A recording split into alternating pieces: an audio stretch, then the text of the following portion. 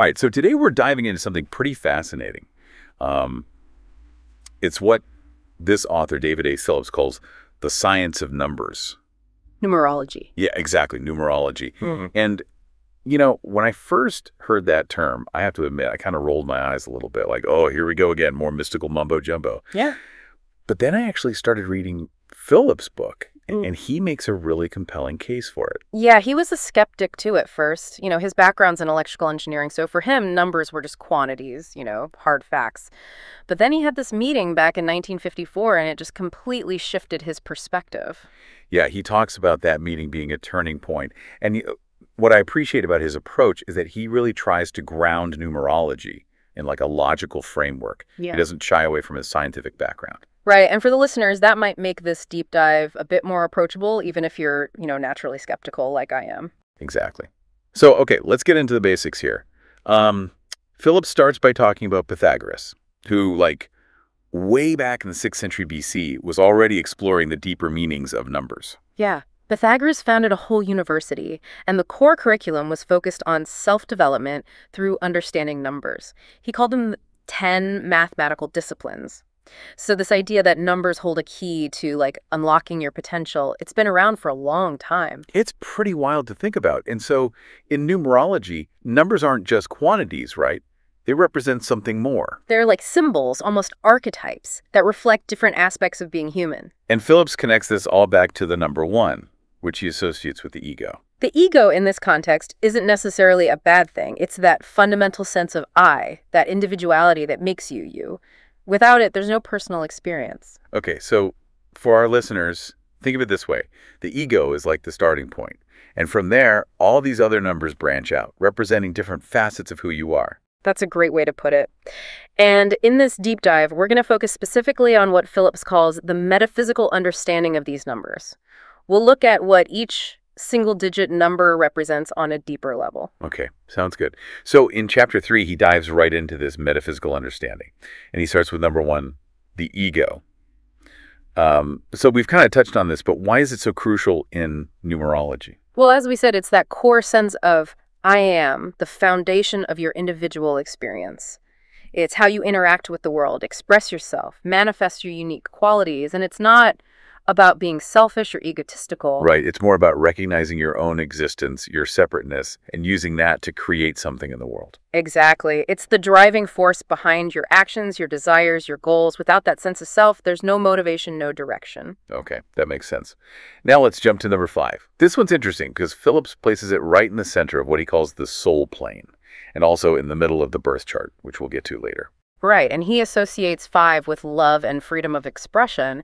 And it makes sense when you think about the soul plane being all about feelings, intuition, sensitivity. So 5 is like the heart of that. Exactly. It's about experiencing love in its purest form and also expressing yourself authentically without holding back. Okay, so for our listeners, if you're someone who values deep connection and being true to yourself, number 5 might really resonate with you. Absolutely. And it can give you insights into how you approach love, relationships, and even creativity.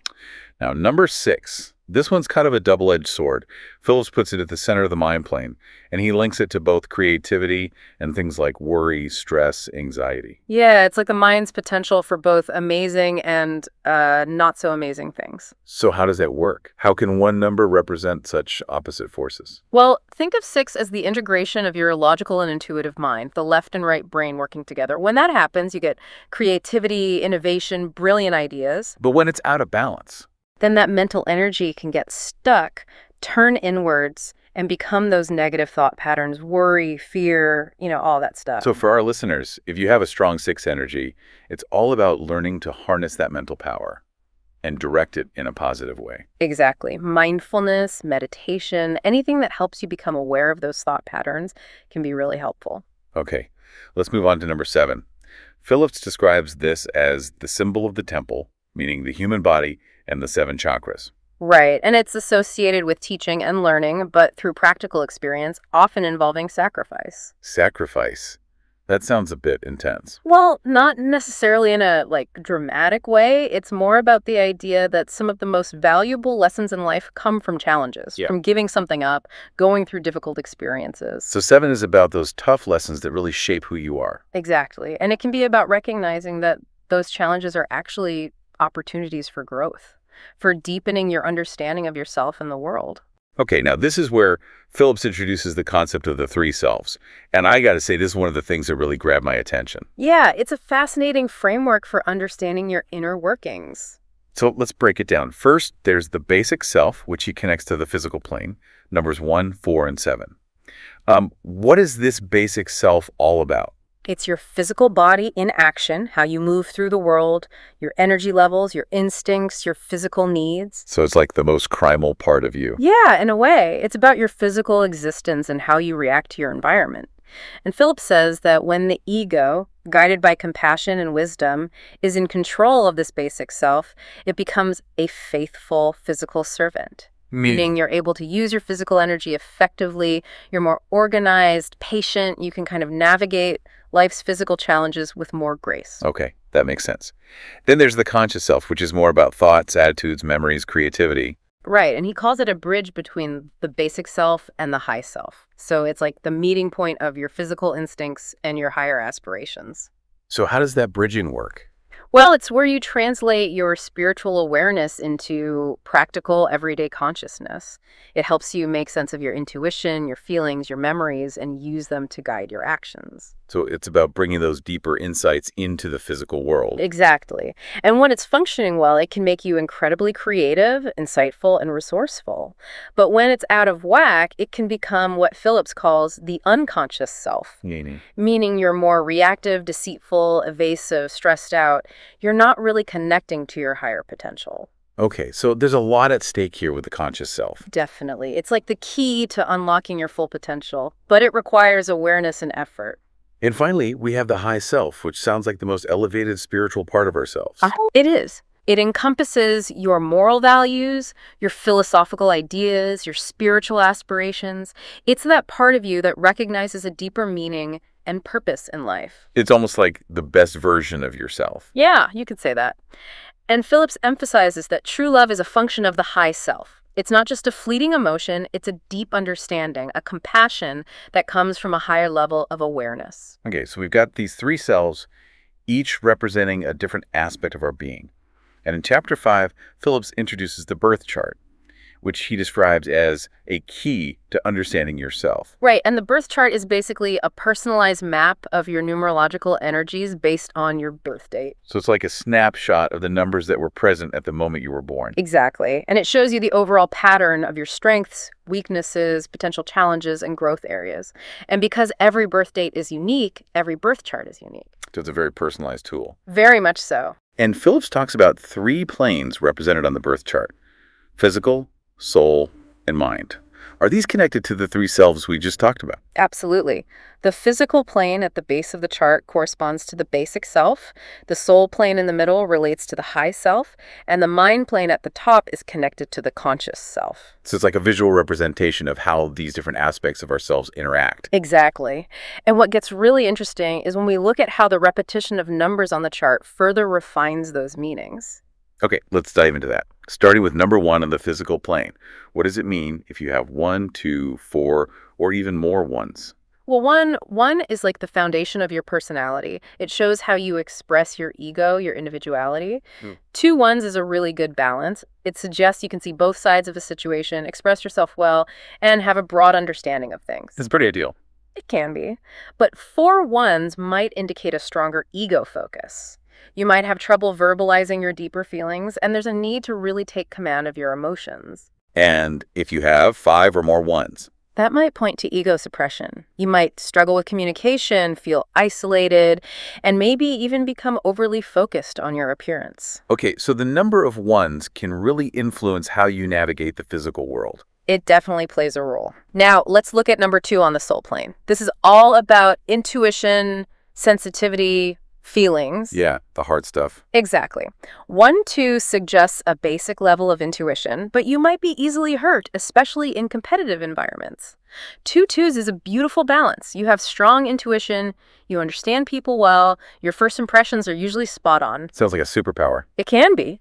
Now, with 3-2s, your sensitivity is heightened. You might be artistic, drawn to entertainment, but you also might have trouble expressing your feelings directly and become defensive easily. It's like that sensitivity can be both a gift and a challenge. Exactly. And with 4-2s, you're super sensitive, might withdraw emotionally, feel lonely, maybe even rely on substances for comfort.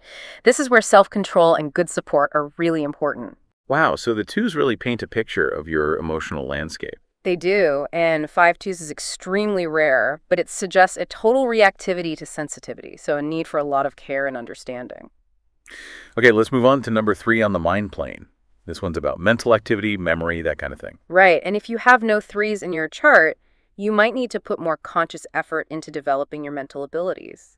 You could be prone to mental laziness. So it's a wake-up call to exercise that brain power. Definitely. 1-3 provides a good foundation for mental activity. You learn easily, you're generally happy, and you have good self-confidence. It sounds like a good place to be. It is. 2-3s boost your mental alertness, your imagination, even your literary skills, but you need self-discipline to avoid getting lost in your own thoughts. So balance is key. Always. Now, 4-3s can lead to an overactive imagination, distrust, difficulty relaxing, and even a tendency towards impracticality. So that mental energy can become a bit overwhelming. It can. And in those cases, grounding yourself in practical activities is really important. Okay, makes sense. Now, what about number 4 on the physical plane? This one's all about practicality, organization, patience, hard work. Right. And if you have 3 or 4 4s, Philip suggests there might be a weakness in the lower limbs. With 4 4s being quite rare, it can signify a really strong pull towards the physical realm and potential issues with the legs. Interesting. And now what about number 5 on the soul plane? We know it's about freedom, adaptability, enjoying life. What happens if you have a bunch of 5s? Well, having 4 5s can be intense. You might be super sensitive, prone to accidents, and experience a lot of stress.